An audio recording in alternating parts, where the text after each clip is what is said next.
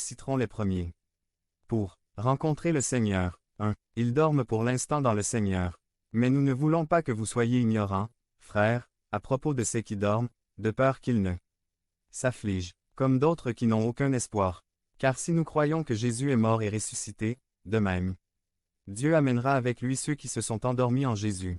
C'est pourquoi nous vous disons ceci par la parole du Seigneur. Nous qui sommes vivants et qui restons jusqu'à l'avènement du Seigneur, nous ne précéderons pas ceux qui se sont endormis.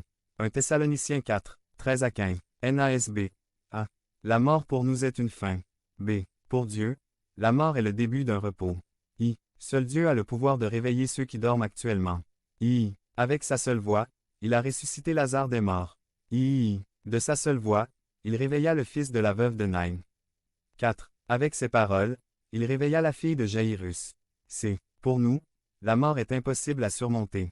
D. Pour Dieu, la mort a déjà été vaincue. Où est ta victoire, ô mort?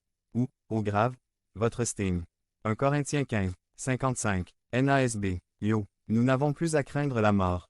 I. Vous n'avez pas peur du sommeil, au contraire, c'est un temps de repos et de ressourcement. I. De la même manière, le sommeil est quelque chose de temporaire. IV. Ceux qui dorment sont avec Christ. V. Bien que le corps soit enterré, l'esprit est présent auprès du Seigneur. V. Le Christ vient vivifier les corps, pas les esprits. Devenez membre de la chaîne et AIDEZNOUS à propager la parole de Dieu à travers le monde.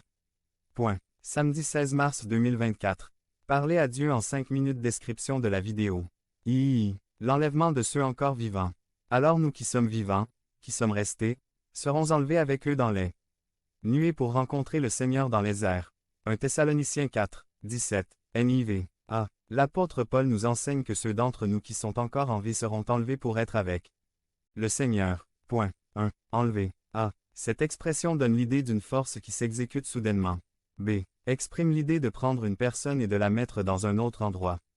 C. Quand le Christ reviendra, il enlèvera de force ceux qui lui appartiennent.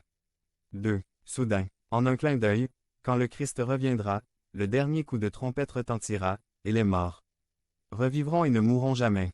Nous, qui croyons au Christ et qui sommes encore en vie, serons transformés. 1 Corinthiens 15, 52. NASB.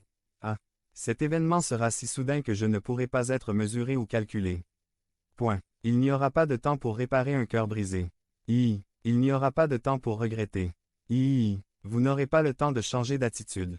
B. Pour ceux qui restent, ce sera un événement d'une profonde tristesse. 4. La rencontre dans les nuages. Ainsi nous serons avec le Seigneur pour toujours. 1 Thessaloniciens 4, 17.